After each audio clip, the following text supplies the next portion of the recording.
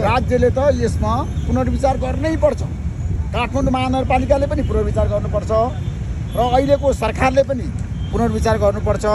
काठमाडौँ महानगरपालिका सरकार सबै बसेर तपाईँको समस्या समाधान गराउनको लागि आइतबारसम्म तपाईँहरूको अल्टिमेटम छ 7 दिने आन्दोलन होइन। तपाईँहरूलाई म के भन्छु भन्दाखेरि माइतीघर मण्डेलाबाट म दृष्टिविहीनहरूलाई न्याय दिलाउनको लागि कुनै कसर बाँकी राख्दिनँ है। अहिले दृष्टिविहीन माननीय रमेश प्रसाई पनि त्यहाँ हुनुहुन्छ।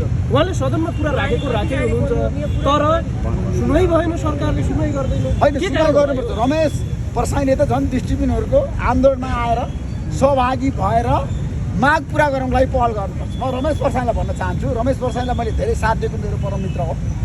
मैले प्राइम टिभीमा धेरै पटक जनता जान चाहन्छु भने बोलाएर अन्तर्वार्ता पनि मैले लिएको हो, धेरै पटक अन्तर्वार्ता लिएको। सुरुमा त्यही दिनमा मैले अन्तर्वार्ता लिएको रमेश प्रसाईको, सोध्नु होला।